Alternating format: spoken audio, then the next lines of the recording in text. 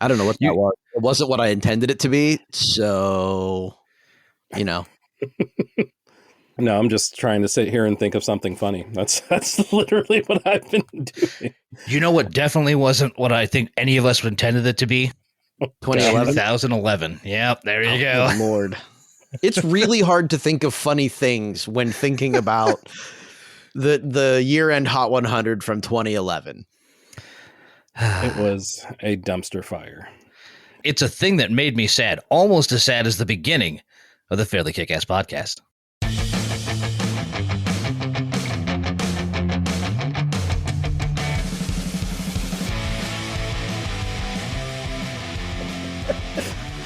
Wait a minute. I mean, That's not how we want that to go. Can you professionally dunk on your own show? Yes, you can. We're very good at it too. Got Jay, we got Zach, we got Dan.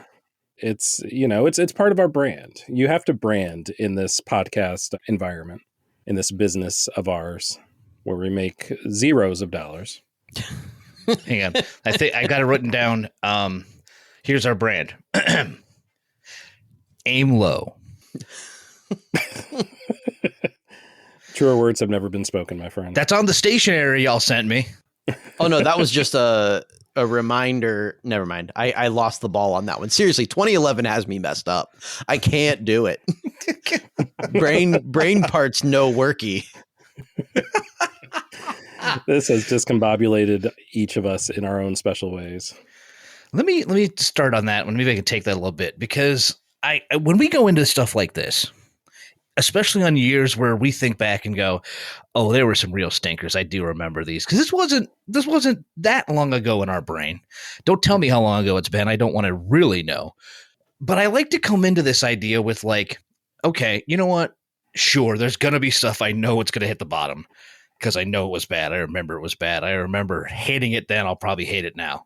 Maybe I'll hear something that I'll like change my mind on. And maybe I'll find some hidden gems that I didn't realize were in that year. Yeah. And 2011 was the outlier that proved me wrong. Because if I thought of the good songs of 2011, those are the good songs that were the good songs of 2011. And I changed my mind on none of the garbage.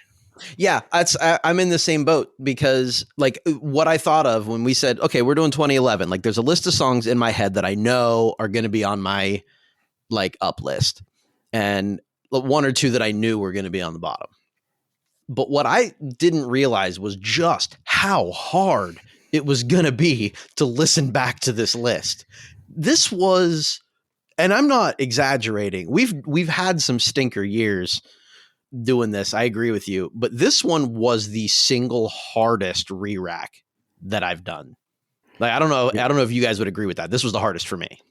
I think it was the hardest for different reasons than some of the other ones were. You know, I know that we had a few of them, I want to say like a few of them in the 80s that were just chock full of just great track after great track. And it was so difficult to really piece through those. You know, we would say something like, well, this track is number 25, but it would easily be in the top 10 in a worse year. Like, this is the polar opposite. Like, as I look through like my 10 through 20, I'm like, those songs aren't good. None. Did I mess up? Did I like screw up my ranking somehow? And then I look at like 20 through 30. I'm like, no, those are correctly ranked. They're just slightly less bad than the others. Yeah, you're going to notice a trend as we talk about these songs. You know, when we talk about like where things place on our each of our individual charts, you're going to notice a trend. I do have a pretty solid top 10, and I do have a pretty solid bottom 5. So I feel pretty good about those. The one trend I did notice, and it does, but doesn't enter into either of my top and bottom 10s. But it's one thing I've noticed about 2011 is that if you just listen to this list, you would surmise that we all just spent the year at the club, because that's what hit. It was a year where if you had a dance track that kind of made people want to move, it was gonna make a list. It was gonna chart, and I don't remember it ever being like that before. No. Well, I tell you what, why don't we get into what some of those club hits were? Who wants to kick us off? I think Zach wants to. I think so too. I guess I've been voluntold. So, yeah, again, as Dan and Jay both pointed out, approach these in a relative fashion. We have to rank them, but our top 10 is not going to be like necessarily the very best songs that you're ever going to hear. For instance, my number 10, which is Dynamite by Tayo Cruz. Radio Pop Cheese, yes, but effective radio pop cheese. It's at least listenable and entertaining, which is far more than I could say for most tracks on this list. Number 9, we've got Foster the People with Pumped Up Kicks. Ignoring the extremely fucked up subject matter of this song, look it up if you're curious, but I warn you, it is very dark. Taking all that out of the equation, this is an absolute jam from front to back. Number 8, Black Eyed Peas, Just Can't Get Enough. It's a twofer. Come for the Just Can't Get Enough part, stay for the last bit, which is called Switch Up, and truthfully, I think is the better of the two. Very fun, it's a very Black Eyed Peas song. If you like it, you like it. If you don't, then you don't. But I think it's fairly good. Number 7, Taylor Swift with Back to December. One of Taylor's best songs, a rare track about regret and wishing that a different decision was made, and one of the Taylor version tracks that really benefited from the treatment. I know we're looking at 2011, so we're looking explicitly at the original, which I did, but the Taylor version of this track is certainly much more improved than some of the other Taylor versions, so just throwing that out there. And number 6, Adele with Someone Like You. So much has been said about Adele that I probably couldn't say anything you haven't heard. Absolute vocal powerhouse, as all of you know, and showing off some of the more restrained side on this track, though, for an all-around awesome listening experience. Right on. Yeah. So I will jump in. And by the way we do these is we go kind of around the room. We go through our 10 through 6s first, and then we jump into our number 5, go around for number 4, 3, and 2. We take a jump to the bottom of the list for the bottom 5/bottom 10, depending on how froggy we're feeling on a given day. You might get one or the other. And then we sprint back to the top of the list to end on a high note with all of our number 1s. So with that said, I'm going to jump into my number 5. Which is a sort of a juxtaposition of sorts. You have one of the biggest personalities in music, or hell, in pop culture as a whole at the time, and someone whose influence is still very much felt today, despite not having been quite as active with the releases the last few years. I think her last album release, I want to say, was in 2020. Yet this time, the magic lies more in the simplicity. With a straightforward, kind of rocky, kind of country sort of tune, providing the backdrop for some similarly straightforward, not going to win any awards, but still effective for what they are, lyrics. And much like most of what Lady Gaga has done throughout her career, it just works. I don't know how else to say it. It just works. My number 5 is Lady Gaga with You and I. It's a love song about a love interest at the time, Luke Carl, whose entry on Lady Gaga's fandom page lists him as gotta taking a deep breath to get all these in, nightclub manager, promoter, musician, DJ, author, bartender, certified personal trainer, and semi-professional bowler. Like, y'all, I can't even get down to the gym, and this dude's literally doing all the jobs. Like, what the fuck?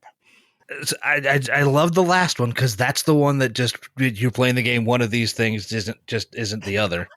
Semi-professional bowler doesn't really fit in there. No, not at all. Right. There's no like career path for like going semi-pro in bowling. That's called bowling. There's no. Yeah. I mean, hats off to him. Like he's making it work clearly. But it's a solid tune elevated by Gaga's extremely underrated vocals. And it was one of the best tunes that the year that was 2011 had on offer. Right on. So, and not to discount the fact that it wasn't a good tune, and I'll get into this a little later on, but of the 3 that she hit, I had it the lowest at like 40. Ditto. Well, at the lowest, I have it tied at 50. So. I think I could see that. I mean, I don't think I mind this one being like, this isn't like a tune in the 90s for sure, but I could see it being kind of more middling in the pack. Yeah. Right there, tied at 50. Nice. Well, Jay, what about your, do you have any ties in your top 10? Hit us with that 10 through 5. I don't actually. I could have, but I didn't. I chose not to. Just to keep it simple. And some of these might surprise you. Maybe not. I don't know. I've said that before and then been very like wrong. So I will start. My number 10 is Adele and Someone Like You. Her voice is smooth as butter, always is. And this is her at her peak. It's a beautiful song. At number 9, I have If I Die Young by the band Perry. I don't love the band Perry, but that hook is unfucking deniable. I can't tell you what the verses are, but that hook for days. At number 8, S&M by Rihanna. Probably not her best song on this list, but my favorite of the songs that she has on this list. At number 7, Back to December by Taylor Swift. I agree with you. It's one of her better songs. And that's as somebody who does like Taylor Swift. That's one of her better ones. At number 6, I have Best Thing I Never Had by Beyonce. Listen, she's called Queen Bee for a reason. And while, again, it's not one of her better songs on this list, it stands out. And I didn't write much else about it because it's a Beyonce tune and it's a fine song, if not a great one. And then that brings us to my number 5 song, which is DJ Got Us Fallen in Love, Usher featuring Pitbull. As I've mentioned before on this program in episodes past, this is one of my favorite Usher tunes. It is lively. The club is jumping. Mr. Raymond, his voice is as powerful as it ever is. And there's no complicated emotions messing up your good time on the dance floor in this track. Pitbull is pitbullin'. That's a very apt description of Pitbull, I must say. Like if he ever did something different, I would be surprised. Yeah. No, zero arguments at all. Yeah, no, the description of Pitbull is still relevant 13 years later. Yeah. Yeah, it is. The man hasn't aged in 13 years, and the man hasn't changed anything he's doing in music in 13 years. I mean, if it ain't broke. Yeah. Well. I mean, I would do it if I could step into Pitbull's life and just be like super duper. This is yeah. Oh yeah, no. We make fun, but if we could trade places and do it in a heartbeat, regardless. Yeah, no, absolutely. I mean, yeah, like if you could jump out on stage, yell Mr. Worldwide, say something stupid about a Kodak, and then bounce like with that check. It's the dream. Exactly. Yeah, but good, a very varied list so far, Jay, and a good one too. I'm digging it. Thanks. Dan, what about you? How'd you start the top of your list? All right. Well, no one has mentioned anything in my 10 through 6, which I think is cool. I like that one. Wow. Holy shit. Right? Because at number 10, I have Neon Trees and Animal because they were this year's winner of the Indie Rock Sweepstakes with a simple, snappy, addictive piece of pop. And sometimes it's just nice to see you hit one of those indie bands hit the chart with that. At number 9, I have Tiny Tempa and Written in the Stars. Tempa's an artist who really probably should have gotten more of a shot in the U.S. I would also recommend Pass Out. I think it's probably the better song. But Written in the Stars, again, another simple but great track where he uses his voice like a tenor quad. Number 8, Katy Perry and Teenage Dream, because Katy was all over 2011. But her ode to teenage love and hormones was her best song of the group, and probably full stop. That's also possibly fair. Yeah. If she isn't on the list, we might have to put her on the list, or we did her already for the one song. One of the two. We just did it. Katy Perry, we did. I don't know. Just now. We just did it. If you're confused what we're talking about, just scroll down your Spotify app a little bit till you see one of these episodes labeled one song. We take an artist and argue over what their best song was. We really just did it with the band Weezer, and maybe we did it with Katy Perry. We'll go check the tape later on. She's not at number 7, but Lady Gaga is, just with The Edge of Glory. Another artist, again, who is all over the year. As I said, 3 entries on this chart, but Edge of Glory is the epic, uplifting anthem that might have the best chorus of the year. And at number 6, I'm surprised, as probably the two of you are going to be, it's Nicki Minaj featuring Drake and Moment for Life. I mean, you can kind of get taken aback by how well this duo can actually do a fun, melodic, light song. I mean, I know that fun is sort of kind of still Drake's MO, but it is impressive to hear it from the team of these two. Which takes me to number 5. In fact, let's start the top 5 with a track that I actually talked about quite a bit just a week or so ago, depending on when you're listening to this. Then the last time I made it my top drinking song, but this time around it's the number 5 song of 2011, Rihanna with Cheers, Drink to That. Last time I said this song overcame my disdain for songs that are just vibes by being so much more and setting the right vibe to drink to. And I'm still there, but it really sets more tones than just that. I mean, if a song could be described as refreshing, this would totally be it. That groove just sets the table for a celebration, no matter what you've got to celebrate.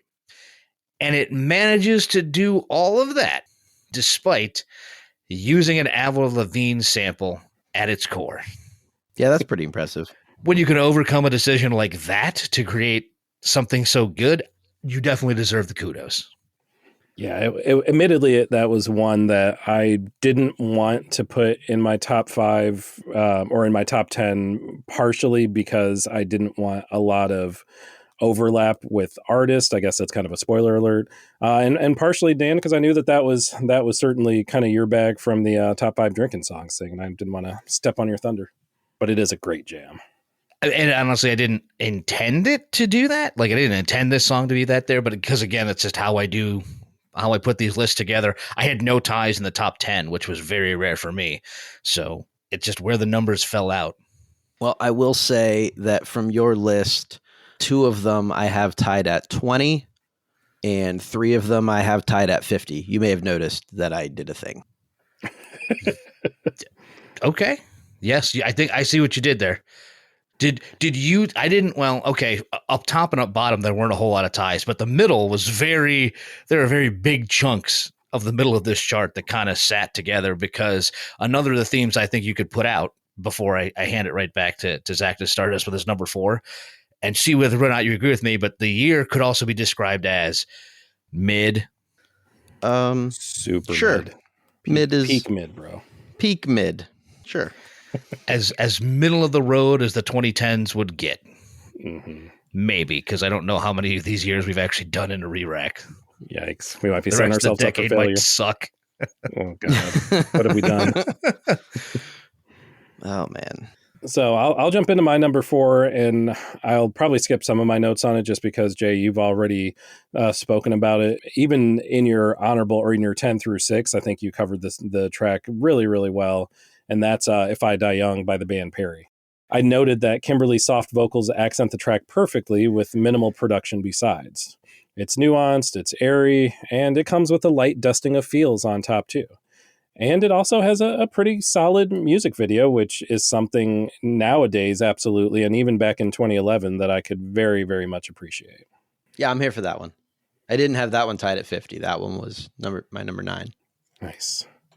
84. Wow. Oh my God. That's a sharp knife if ever there was shade. one. Yeah. Did you listen to the lyrics? I did. Okay. They're okay. Yeah. They're okay. Did you watch the video? Mm-hmm. Did you see what they were trying to what the parallels they were trying to draw with that song? Nope. Don't remember. Actually, no. I just the Lady of Shalott. Oh. The fuck is that? Yeah, I could have lived without knowing that. That's what that. If you go back and look at the book, that's what the book she's reading is, and that's the whole thing. And there's a lot of stuff around there, and we're trying to figure out if this is actually a suicide ballad. From a really angsty teen. Because again, it's at the very end. What's the lyrics? That maybe they'll pay attention to me when I'm dead. Mm-hmm. Yeah, is the whole theme there. I mean, I'm a Sylvia Plath fan, an Edgar Allan Poe fan. I like the dark stuff. I'm still keeping it at number 10. That hook is fire. I mean, that's fine. I am free to disagree with you, but having listened to the rest of the country offerings this year, oh yeah, it's fine. Yeah. I like the harmony in the chorus. Yeah, it's pretty. It's nice. It's certainly not the worst country song of the year. We'll get to that later. Yeah, no joke. Yeah. Boy, will we ever. I'm hoping that my bad country song that I have down there is different than yours, just so that we get to like hammer several of them. There's a very good chance that we all have 3 different bad country songs in our bottom. But we're getting ahead of ourselves, boys. We still got to go through some of the top stuff yet. So Jay, hit us with your number 4. Yeah, my number 4, I was a little surprised by this one because in my memory, it was not as good as I just heard. And that is The Show Goes On by Lupe Fiasco. The pop sellout phase of Lupe Fiasco isn't nearly as bad as some of his OG fans would have you believe. It's good flow. He uses that Modest Mouse sample to great effect, and it's subliminally dissing Atlantic. So I'm here for it.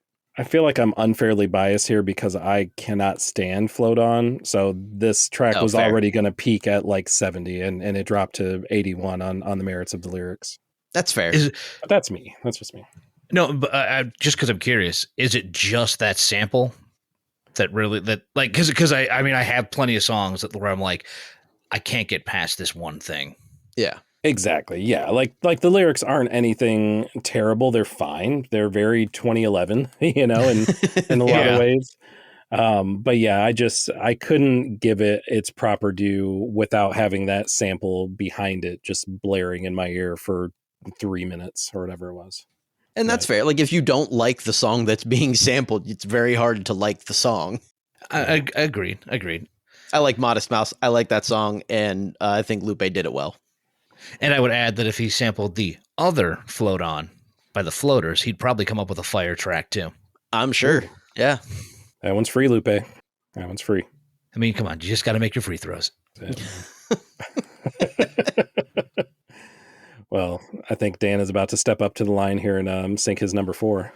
I think I can do that. In doing so, I will go from an energetic center at number 5 to an emotional center at number 4. One of the most emotive tracks of the year. I said emotive, not emo. There's a big difference. And you're about to hear why, though.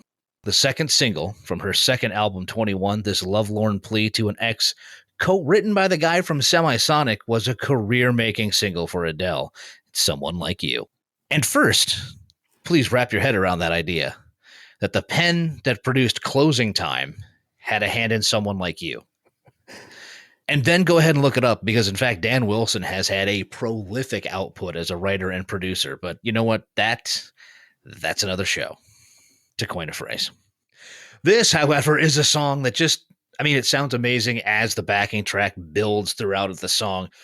And I think I took took different things away than Jay did because it's even more powerful when Adele would perform it live. And it's literally just a piano and the oral Moab that is her voice. You cannot hear this song and not get wrapped up into the bass emotions in it. It is like the first 3 or 4 stages of Moving On all wrap up into one 4.5-minute package. No matter what you take away from this song, it is going to punch you right in the chest. I feel. Literally. It's percussive. The song is percussive. Yes. Yeah. I mean, that's musically and emotionally, that's where it hits. And certainly not the only track in Adele's storied catalog that would fit that description. No, sir. No. By far. Word. Yeah. Legends are legends for a reason. Adele has absolutely laid claim to that title. Particularly with the songs that she has on this here list. Yeah, there was no sophomore slump. That album kind of is what projected her into the stratosphere. Yeah. Absolutely. And she never came back down either. No. The question I have, though, is your number 3 a timeless classic? I think you could say that it is, honestly. Okay. I really do. It is a club-laden track, as Dan, I think you had mentioned, just the clubbiness of this entire year. This is certainly in that same ilk. And honestly, even outside of the club scene, like this track was an absolute juggernaut in terms of performance, in terms of the chart. We're talking not just platinum here. We're going past 1X, 2X, 5. Like we're going all the X's to 10X platinum, which is also called diamond. Just a shade over 10 million sales on this track. The longest running number 1 single of 2011. So I have no idea how it only ended up as number 69 on the year-end chart. I really don't know what the criteria are. It is nice. It's true. But I'd like to pull Billboard aside and be like, how did this happen? How did you allow this? It's a beautiful song performed by another legendary artist. Really everything you hope for in a pop track. And in such a hopeless place as the year that was 2011 in music, it is wonderful when we can find something like Rihanna featuring Calvin Harris with the classic We Found Love. My number 3 song in terms of the overall song itself, my number 1 song in terms of earworm catchiness, because this has been stuck in my head. You know, Rihanna has certainly made a career out of hitting nothing but dingers to further the terrible sports analogies I use on this podcast. And this is, it sounds almost, I'm trying to think of a way to describe it. It sounds almost disrespectful to Rihanna to call this just another one of her hits. But that's the opposite, because there are so many just absolute smash hits. And this is just another one of a pile. It's just a pile of diamonds, literally and figuratively. Yeah, I don't like, I had it low. How low? I'm curious. Was it another 50? I don't remember. It's either 50 or 75. I can tell you that. The production is a bit repetitive from Calvin Harris. I personally like it, and I usually don't like repetition in songs. For some reason, this one just hits me in the right place, but I could absolutely see if it becomes kind of grating and, you know, stale to some folks over time too. Yeah, it gets stale pretty quick for me. But the hope is that your number 3 didn't. You know, I'm not sure if I should rethink my number 3, but I like it. I know it's not a great song, but I really do like it. And it is the biggest swing on this chart for me. Like the largest gap between where it was in 2011 and where I put it. I have it at number 3, and it came on the chart at number 92. That is Miguel and Sure Thing. This is the poor man's Usher. This could have been an Usher tune. The flow is cool. His voice is silk. It's catchy as hell, and it's on the milder side of the dance tracks that are on this record. It's not quite a club. It's like a wannabe club song, but it's not really a club song, which makes it stand out in a group of almost entirely club songs. In any other year, this would not have made it this far on my list, but it's an absolute jam, and I will not be ashamed for enjoying it. Some indignance. I like that. Yeah, I had to. I was feeling some pushback from you guys. Maybe, I'm not sure. Was I feeling pushback? Not really. Like it. I mean, it's up there for me. I had it at number 30. Honestly. All right. So yeah, the pushback was not there as you were expecting. No, it looked. I'm watching your faces, and it just looked like there was pushback. Oh no. Well, Dan, are we going to get the first? Because I don't think we've really had any significant pushback so far in this list. Are we going to get our first bit with your number 3? I don't know, but I'm also kind of fearful that I might be stealing some of your thunder with this. So we'll see. Oh, interesting. Gentlemen, if it's one thing that I have said on this show, I have pointed out that I love the happy sounding songs that are actually sad. I think I've heard that.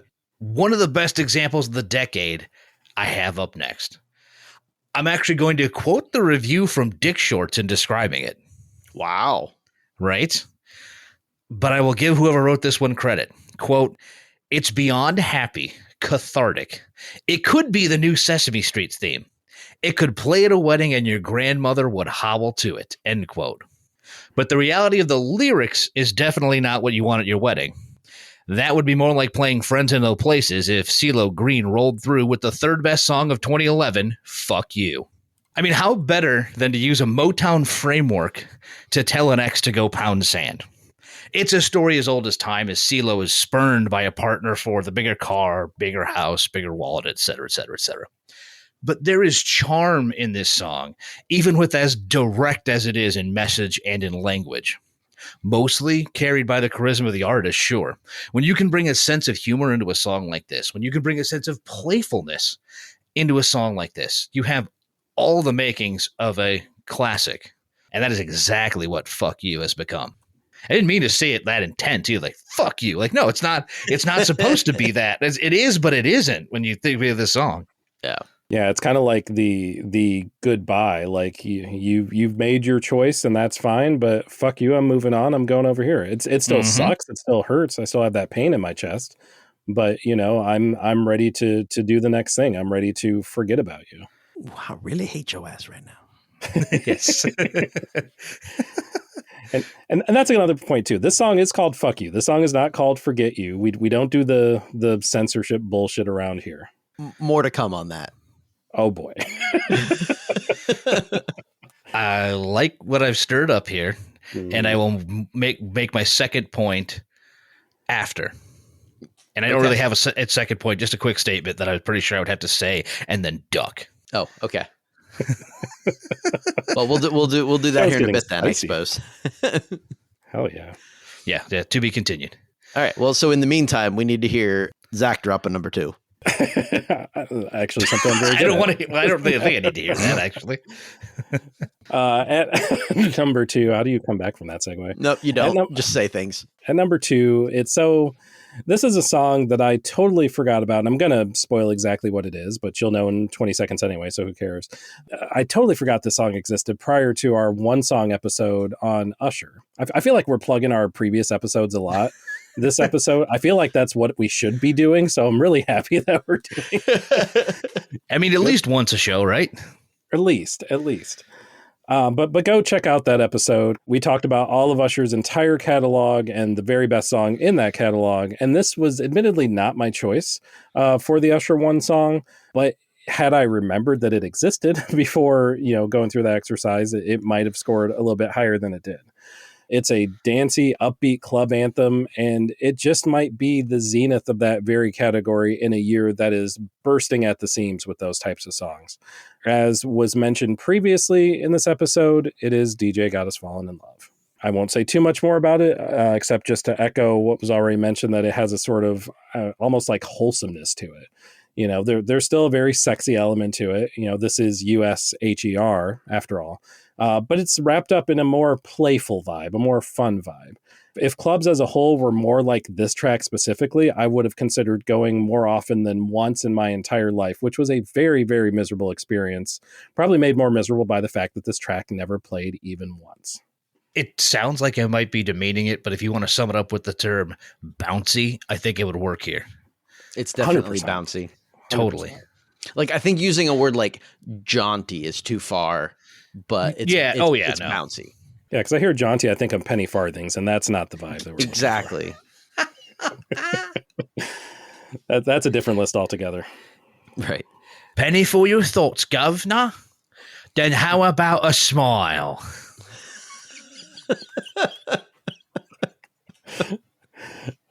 I can't with that. Jay, you have to do the thing. Do your number 2, please.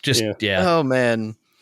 I'm not even going to try a lead into this. My number 2 song is Rolling in the Deep by Adele. Listen, when a song is damn near perfect, there is not a lot you need to say. It is Adele at her absolute best. Like, how can you go wrong with any of the Adele tracks full stop? Like, I don't need to qualify that, but especially with any of the Adele tracks on this list. Yeah. Granted, there are 2 of them, but they're just 2 of the absolute best. Yeah. It's a banger. It's just about the last upbeat song she's released, but it's an absolute banger. Like it's faster than a lot of the songs in her catalog. Her vocal delivery is just something that cannot be overstated, particularly on the songs in this period of her discography. Yeah. Zero complaints at all. Number 15 for me. So just outside the top 10. Yeah, I'll just go ahead and drop the veil and just take the room back because at number 2, it's Adele and Rolling in the Deep. I just figured it's easier to do that one too, and I can add a little bit to that one because if you think of what is the theme song again, step a bit away from Someone Like You and come back to We Had a Love you don't find every day, but you threw that away because you done fucked up, and here comes an absolute firestorm for your ass. Yeah, it's aggressive. Yeah, I was going to say, I can't think of a better way to call down the ultimate emotional wrath to a former love than to have Adele's slow burn of a verse describe all the ways you did wrong before the sledgehammer of a chorus comes to rain blows upon head, ass, and heart.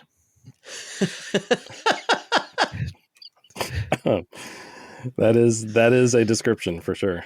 I should have just told you what my number 2 song was going to be, and you could have just said it for both of us, and I would have been cool with that.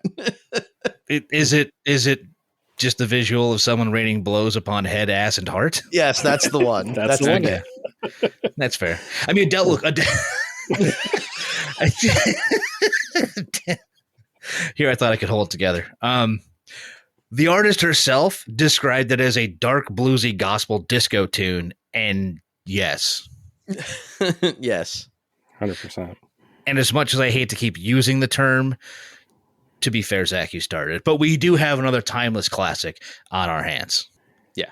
Hey, now we get to talk about the stuff that didn't work. Before we get to our top songs from that year, we get to go talk about the ones that didn't quite make us happy.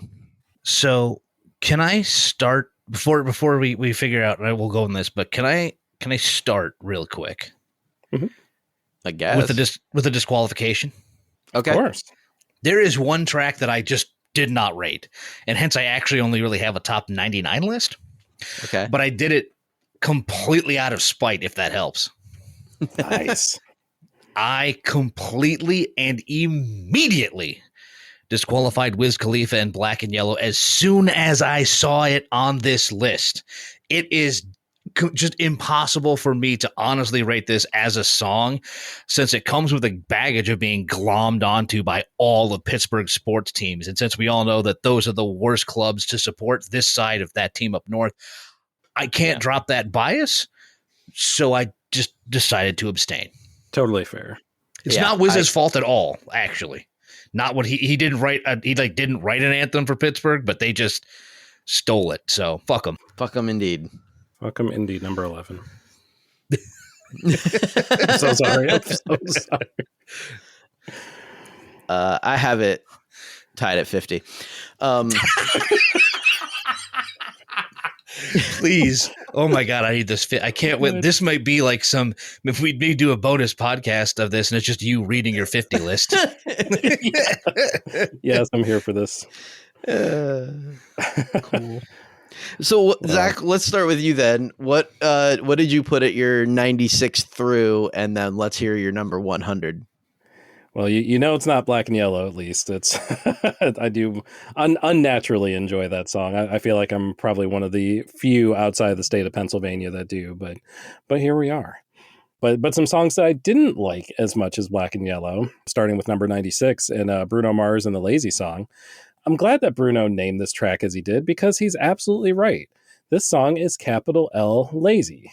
It's seriously a whole song about laying around the house and not doing anything. That's in the lyrics. It's right there. It's not metaphorical. It's not allegorical. It's just doing nothing. Don't get me wrong. It's great. And I'm really good at it. So I think I could go pro in doing nothing. But if I ever sing a song about it, please come to wherever I'm at and give me one of those old school hot foots like they used to do pre-Technicolor. Number 97, you knew that Chris Brown was going to end up somewhere in this bottom 5, and here he is with Lil Wayne and Busta Rhymes and Look at Me Now. The chorus is by far the best part of this song, and it sounds like that buzzing fridge that Tom York was crooning about in Karma Police. Also obligatory at this point, but fuck Chris Brown running. I think we can all agree with that. 100%. For, I think, the very first time in the history of us doing our re-racks, I have also come up with a tie at number 98. I know. I feel like I'm the final entrant to this elusive club. It's an honor. It truly is. At number 98, I have David Guetta featuring Flo Rida and Nicki Minaj with Where Them Girls At. Also at number 98, I have my country submission being Luke Bryan and Country Girl in parentheses, Shake It For Me. This is pure, unabashed objectification, which is admittedly somewhat par for the course for this entire year's worth of music. But God damn it, guys, if you're going to be pieces of shit, at least be entertaining pieces of shit. Like, these tracks could have been about Mother Teresa, and I'd still want to toss them both in the bin. And finally, we get down to the bottom. And it's a song that has a good amount of significance to me personally. In fact, this might be the song that I've heard more than any other song in my entire life. And if not, then it's very much up there towards the top of that list. The first part specifically, which is a very pretty interlude. And in fact, the interlude is its own separate track on the album. The interlude containing violin work from Kotono Sato and Jenny Sacha, at least according to Wikipedia. Thank you, Wikipedia, for that. And some piano work from none other than Sir Elton John. I say that I've heard it potentially more than any other song because this was my cell phone ringtone for a number of years. And it was always one where I wasn't too quick to answer the phone because it was just so lovely. I let it ride out multiple times. Loved it every single time. Then we get into the song, which features a dope hook and a dope chorus with a veritable who's who of folks providing backup vocals, including Kid Cudi, John Legend, Alicia Keys, and Fergie, among several others. We even get a tribute to Michael Jackson right up front in this track. But Zach, I can hear you pause it. You've had nothing but good things to say about this song. How could it possibly be your number 100 track? Which is a fabulous question with a very easy answer. And that is that it's my number 100 song because Kanye West decided to utterly waste every bit of awesomeness on this entire track by turning it into a domestic abuse anthem. My number 100 song is All of the Lights by Kanye West. And I'm not happy about it. See, because all the hallmarks are here, guys. The, yes, I abused my partner, but it's all good because I paid money to atone for what I did angle. The, how dare you have moved on? I'm going to abuse your new partner too, just for that angle. And just as a bonus, the, I can't believe you'd keep me away from my child just because I made mistakes, because sometimes domestic violence is simply a mistake, like putting the bologna in the freezer instead of back in the fridge where it belongs angle. Now, I don't know how true or autobiographical this song is, or if there's any sort of relevance to anything that actually happened in the real world. And frankly, I don't give a shit either way. At the root, it's glorification of a heinous act, along with highlighting the trials and tribulations of not the victim, but the one who committed the heinous act. Like, woe is me, I can't get a credit card now. My life is terrible. Seriously, fuck right off, Kanye West. Fuck right off for many reasons. Let's be real, but we can go ahead and slide All of the Lights right up there to the top of that list. Quickly rewriting my bottom 5. It's a fluid show, y'all. It's ever evolving. No, I have it at 75, but I mostly because of the misuse of all of those artists that you said at the beginning of your rant. Not even listening deep enough to question the rest of what you said. Right. Yeah, I mean, there are like 20 different vocalists on this track. Yeah. You don't ever hear them besides, the 2 or 3 that you actually hear. Kanye, Cudi, and Rihanna. That's pretty much it. Yeah. Ugly. It just missed the bottom 10. Ironically enough, tied with Country Girl, Shake It For Me.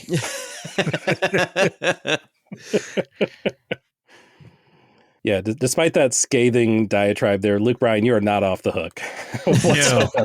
No, you can still be shitty in a different way. Mm-hmm. That's facts. Ooh, well, Jay, how did your bottom 5 stack up to that, or bottom 10, or bottom however many you ended up doing? No, I did 5. I stuck to our routine. I only did 5. I mean, I have a bottom 10, but most of them are tied at 75. So, but I did my 96 through. So we'll start there at 96. I have Kelly Rowland featuring Lil Wayne and Motivation. Sonically, it is not the worst, but the content is just dumb. If I had found this song before doing our worst lyrics episode, I put her on my plate, then I do the dishes, might be one of my least favorite lines. Like I don't even understand that. And that's tip of the iceberg. Is Lil Wayne literally fucking the fine china? Maybe. Like the good stuff that only gets that would only get pulled out, for Sunday dinner. Is he just banging the gravy bowl? Is that what that is? I mean, I can't even come up with seriously, this year messed with my head. Well, I didn't help. No, not really.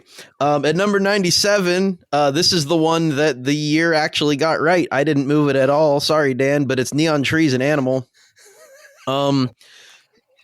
Listen, when every single word of the song is affected by your douchey post-indie hipster drawl, I can't listen to more than a verse before I'm out. Would you have preferred that they had performed the lyrics with a whisper? Maybe. We'll see. I'll try that in my sleep later. Number 98 is Jason Aldean and Dirt Road Anthem. What right does this no talent, broad strokes, paint by number, bro country shower of shit have to name drop George Jones in this Colt Ford written serving of bro hell? I hate every second of this. I have one minor defense. What's that? I can stand the version where Luda gets a verse. But it makes no sense. It makes absolutely no sense for him to be there. And I think that might be why I enjoy it more. You know that what? was all I had. Honestly, that version of it might not have made the bottom 5. It'd probably be tied at 75 with everything else that I put there. But admittedly, while I was listening, I don't mean to keep cutting you off. But you're fine. But when I was listening to it, he got through. Aldean got to the first verse, and they're going through, and I was just waiting for someone to yell Luda, and then I was extremely disappointed when no one did. Right. That's why we always are. That's why that song is number 84. Fair enough. At number 99, I put In the Dark by Dev. It's Kesha, but with less vocal character. So, like, the entire thing is just the line, I have a sex drive, push to start, push to, I don't even know what's happening. Woof. Okay. Surprisingly, Dev ending up 3 times on this chart. Yeah. I don't know. Yeah, how. and the one that she did with New Boys is only slightly better. Mm-hmm. Tied at 75. At number 100, here we go. Hey, remember that time that Patrick Swayze caught Jennifer Grey and then that incredibly sappy song played, reminding them both that nothing after this will ever measure up? Remember that? Well, the Black Eyed Peas sure did. And the time, Dirty Bit, is every bit as bad as it should be. Hey, let's use the melody from that really sappy song we mentioned and those lyrics for just a few seconds and then change literally everything about it. Press generic club beat number 2, make the guitar sound like a mosquito. No, more like a mosquito. That's it. Okay, crank the auto-tune until the original voice is not recognizable and press it. Seriously, if you thought any previous Black Eyed Peas records were obnoxious, this song is a banana and shit sandwich extra skunky. Now, I do have to ask, Jay, because just to pull back the curtain a little bit, we use the Zencastr software here to record this here for the KickAss podcast. Shout out Zencastr. We are open for sponsorships. Yeah. And you can set your name in said Zencastr little setup. And Jay's name, and I can't make this up, happens right now to be Dirty Bit. I was calling my shot early. We should have seen this coming. We should have known. Respect. It was either going to be number 100 or number 1, right? Like, and I wasn't sure which, to be totally honest. Are you relieved or disappointed? Yes.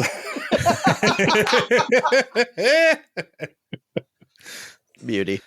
Oh, where did I have it? I feel like it was 73. So it was down there. I mean, there's not a lot of substance to this at all. Certainly not one of the better tracks. When the video for this song goes to that weird blocky digital digital garbage thing, that's the perfect visualization for the song. Yes. I just had a moment there. Visualization. I was like trying to say the judicial system. Sorry. The rural juror. Is this moment where you've got Fergie and they're doing her thing. I mean, I guess it's fine at the beginning, whatever. She's singing her heart out, doing a perfectly acceptable cover of I've Had the Time of My Life. It's a bad song. We all know this, but she's doing her best. And then you just have this wild antelope butting in from the side going, Dirty Bit. And then the song is completely different. And I don't understand. I'm visualizing that as a literal antelope, just like sticking his head, antlers and all, into the scene, into the studio, like every few seconds just to say Dirty Bit. And I love every second of it. Like a flash video of an antelope, just Dirty Bit. Not that there was much of that song to ruin for me, but you have achieved it. Good. I aim to do stuff. I don't know. Hey, Dan, why don't you do your list now? Yeah, okay. I can make this accelerated just because, like, man, was there just a lot of meh. There's some sludge. Remember, I got a 99 instead of 100 this time. So, sure. And I do 10 because apparently y'all really like it when I shit on things, which, okay, whatever. At number 90, a song that basically was an elaborate begging of a mentor from his mentee to just come back and finish the damn follow-up to The Chronic. It was Eminem, Dr. Dre, and Skylar Grey, and I Need a Doctor. I'm actually glad that y'all are that close and you have a relationship that you can express in a song, but man, at least make it more interesting than this. I'm a little disappointed that number 91 didn't come up in either of your lists, but then I remember this song is mid by itself. And then there's the reason it ends up at number 91 for Enrique Iglesias featuring Luda and DJ Frank Erie. And Tonight, I'm Fucking You. Yep. The chorus holds literally the 3 worst seconds of 2011. Like, what the serious fuck, Enrique? Like, that's not, there was no, like, when you deliver a line like that, can it be done in a way that is attractive, that is sexy, that someone will, that will get off on the tone alone? Possibly, but not when you deliver it with the same tone of your morning coffee order. Yeah, I'm with you on that. 95 for me, just outside the bottom 5. And again, a Luda guest spot can't overcome whatever the rest of this track is. It's rough. At number 92, Nicki Minaj doesn't translate too well to sugary pop, and it definitely doesn't work on super bass. Not to mention this song has her at peak annoyance with her Roman persona. But at least we all will remember who the F she is. I'm sorry, that made sense when I put it in the right tense. Who the F.I. is. Yeah. Number 93. Let me sum up Hot Shell Ray's Tonight with their own lyrics. La, la, la, whatever. La, la, la. It doesn't matter. La, la, la. Oh, well. La, la, la. I can't describe this song any better than they did themselves. Truth. Another one of those that I uncharacteristically enjoy, but it's not a good song at all. No, there are a couple of them, and there was one that I pointed out. What was it that I wrote down, and it was literally I like this, and I don't know why. I'll have to find it later in my notes, which I will post as part of this episode when it drops. All you have to do is head over to fairlykickass.com and check out the full rundown, see exactly how I got to where I got to. And maybe if I do it enough, these other two will start sharing a little bit more into their insight as well. That would involve a little more prep work than I like to give. Well, I didn't say it as like an assignment. I just said, hey, maybe they'll muck in on the post. Give the old college try. That. You know who felt like they didn't try? The band at number 94, which was Far East Movement featuring the Cataracts and Devin like a G6. I mean, points for the use of the plane metaphor for partying and wealth, because that doesn't get handed out very often, but you lose all the points for the blah lyrics and the blah blah embellishments and the blah production all around. Yeah, it's sorry, I just was looking at the lyrics to the song to see if there was anything particularly juicy, and I saw a verified annotation from Far East Movement about the word slizzard, which apparently, at least according to them, just simply means sexy lizard. Who knew? Duh. There's a reason you didn't get to make any more hits after 2011. Facts. Yeah. So the start of the bottom 5 just really makes me want to respond with, no, I really don't want to. At number 95 is Chris Brown, Lil Wayne, and Busta with Look at Me Now. Because the annoyance on this one starts immediately with Brown taunting us because we can't get in the club in a voice that would best be described as prepubescent, like his brain. But his breathy, lazy deliveries and forced dick jokes are grating on top of the most annoying production of the year as well. Have I I couldn't remember. Have I yet compared a beat to like the dripping of lava from the lake of fire in hell run through one of Satan's milder torture chambers? Maybe like once or twice at most. Okay. All right. Well, I'll retire it. Hell, actually, Satan could use this backbeat to torture sinners. All I'm saying is that if the Marines had this beat back in 1989, Noriega would have given himself up in like 5 minutes. That's a reference. Yeah. That's so highbrow, dude. What the hell?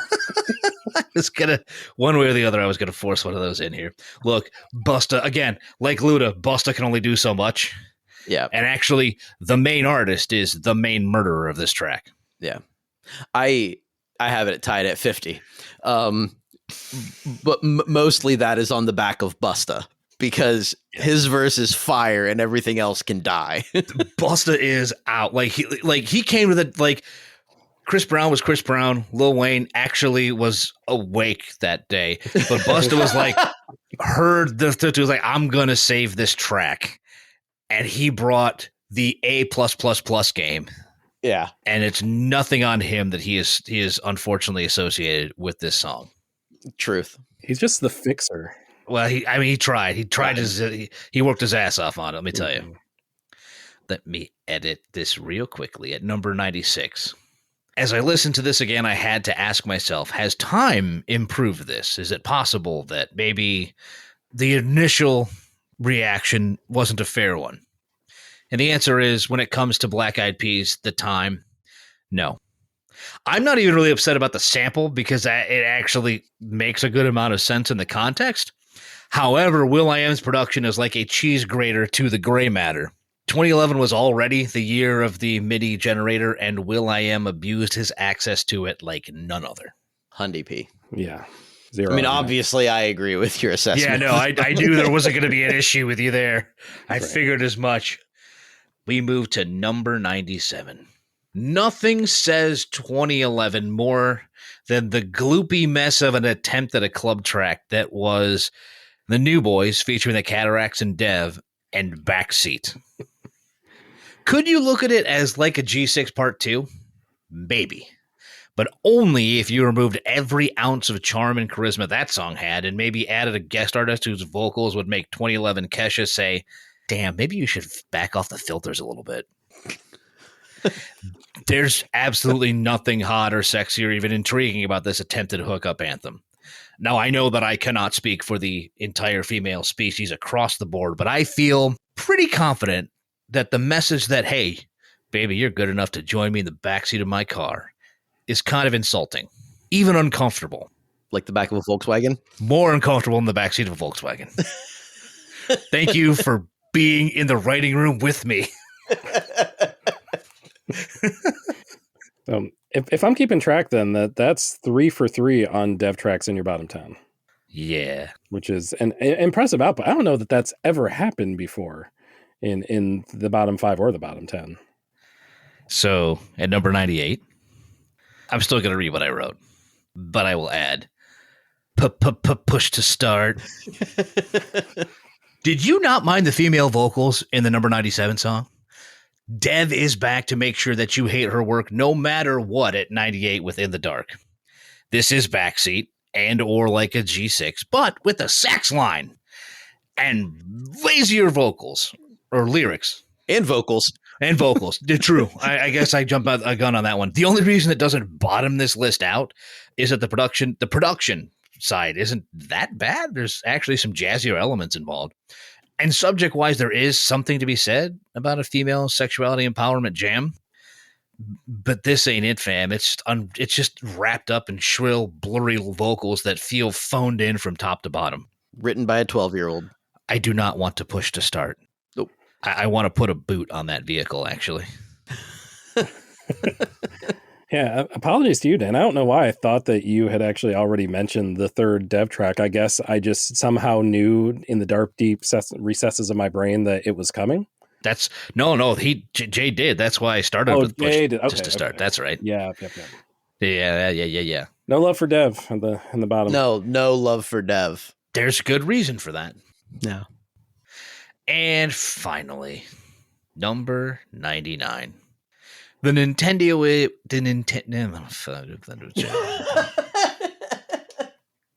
Actually, leave that in because that tells you what this song does to me. The Nintendo-iest of a Nintendo-y year is what sinks all the way to the bottom of my list. In that year where 8-bit production was abused beyond belief, one song took the prize in that category.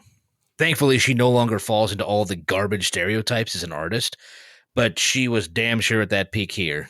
It is Kesha, still with a $, and the real worst hit song of 2011, We Are Who We Are.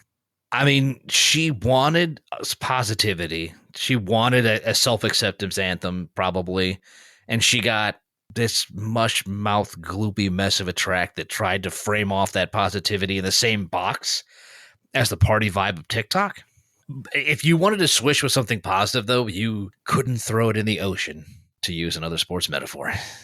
Nice. However, the more that I read about this track, the more that I saw people down the line have actually connected with it, and everyone else seems to have rehabilitated it from their initial.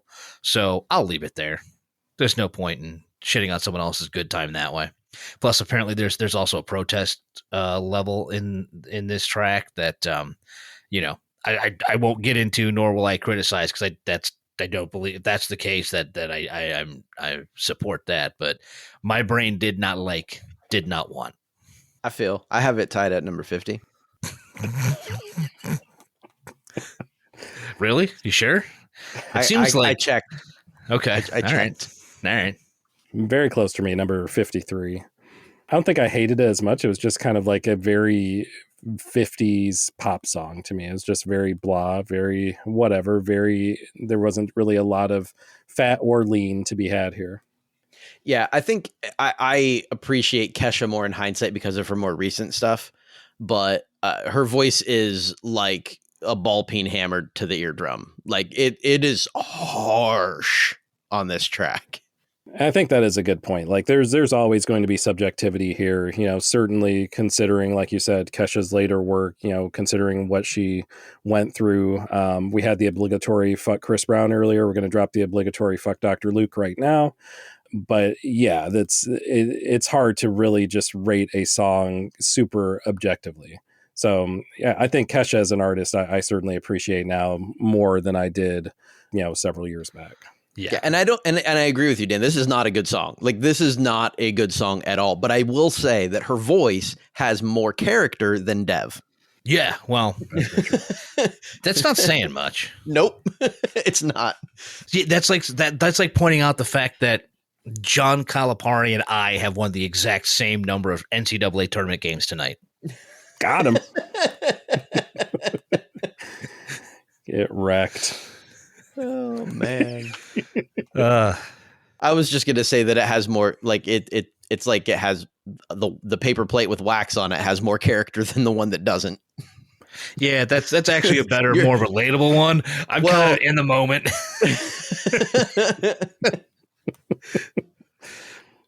Wait, we still have good songs to talk about. We still have one good song to throw out there. I think if there's any track that y'all are not going to agree with, it was going to be my number one. Uh-oh. So we're going to see how this lands, or if this lands at all. So my number one song is one of the best rap tracks of the entire decade. It's pure. It's all bars. There's a hook, but there's no time for chorus here. There's way too much content, way too much substance that we got to get through. The song highlights an absolute legend in the hip-hop game on his 9th studio album at the time, and admittedly somewhat of a hip-hop nepo baby who never really got on before or after this track, which is a damn shame because he was money. He was Young Money, in fact. You can call this guy Mr. Ointment, you can call him Eduardo, Iceberg Shorty, or, of course, the classic Tunchi. But God help you if you forget what the F is for. Of course, it's Lil Wayne featuring Corey Guns. This is 6 foot, 7 foot. The pair both go in for some of the finest wordplay that you'll hear outside of more underground or indie rap acts. Pair with a beat from producer Bangladesh that is way better than it has any right to be.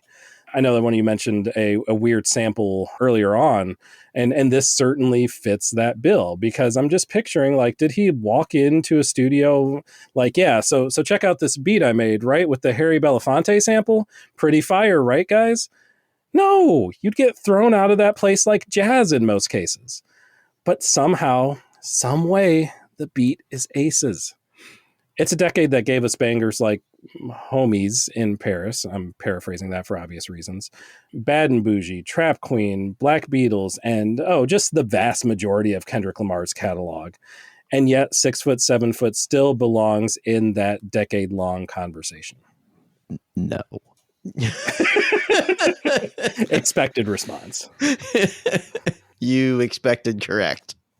So I wrote one word down when I listened to this song, and that would made it very hard for me to get behind it. And that was manic. Mm-hmm. No, that's not. I mean, I agree with that word. It has a unique energy. It really does. Yeah. It's a unique energy that I don't care for, though. I think that might be it. I wasn't. And maybe, again, in the right mood, I might feel differently, but I will. I found the beat super irritating. Like I mean, you might be right about the rap and the flow and everything that I can't get to it. I found that beat super irritating.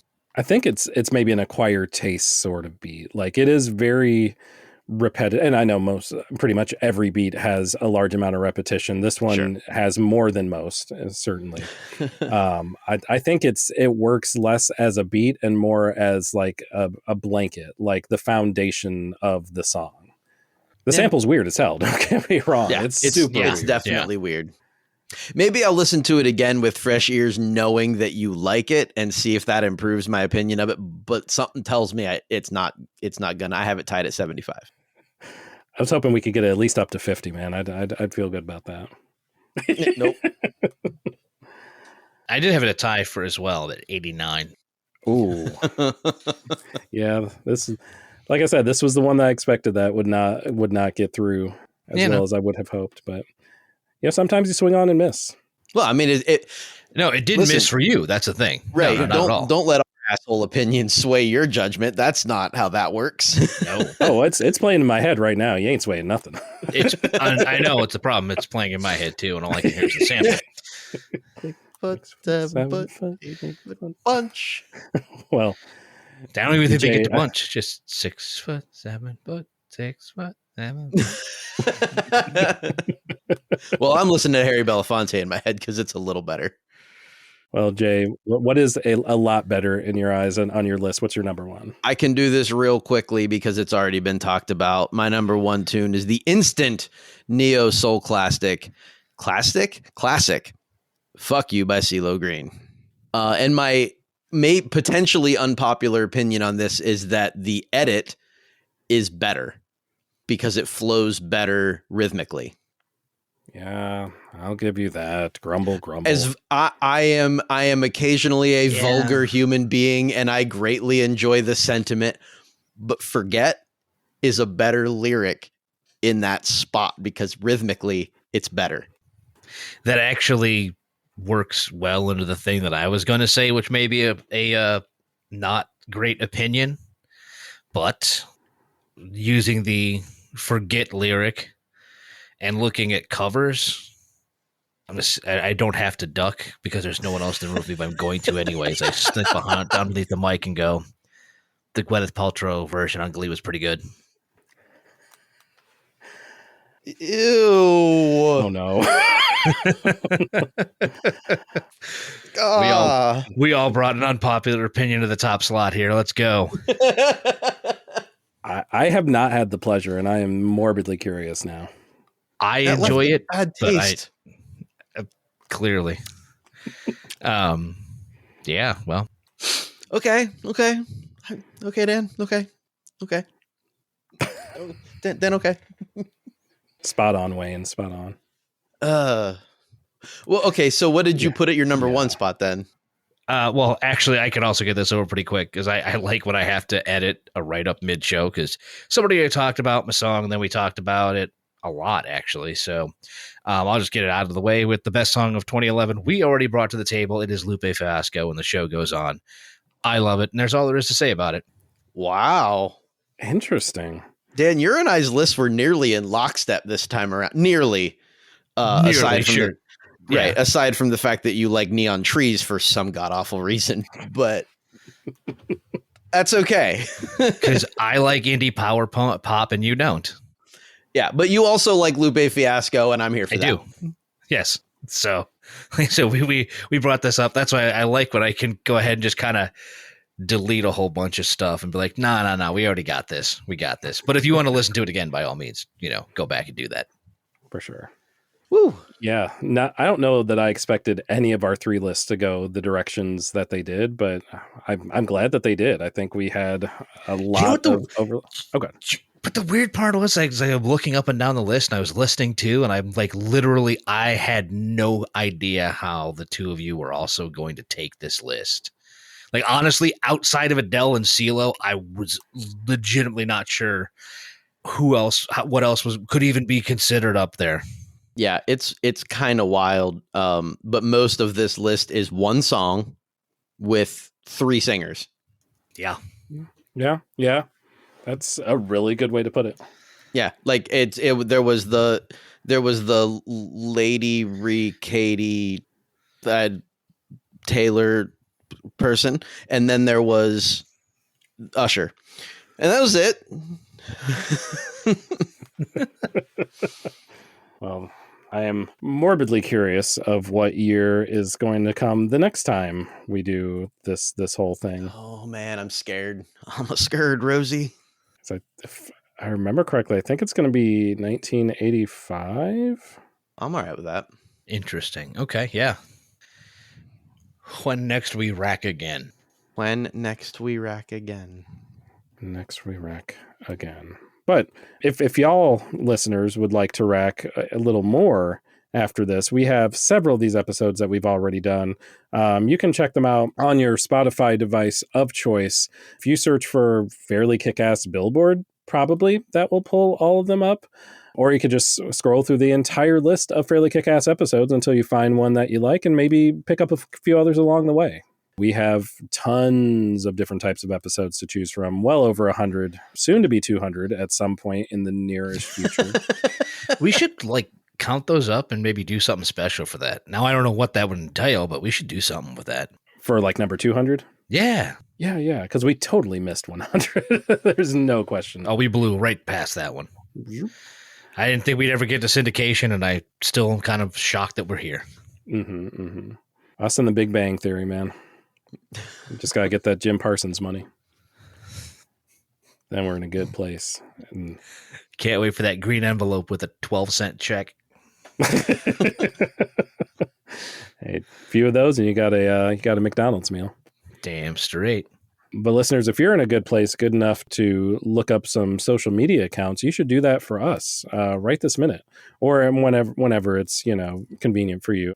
At Fairly KickAss on Instagram, at Fairly KickAss on TikTok, fairlykickass.com, a website that Jay and I will apparently be posting on in the near future, which we're both very excited about. fairlykickass@gmail.com. And of course, the only source for the Fairly KickAss podcast is right here on Spotify. Go check out all of our previous episodes and let us know what you think about this one and all the others. Until then, Jay and Dan, any parting words or gifts for the listeners? Dirty bit.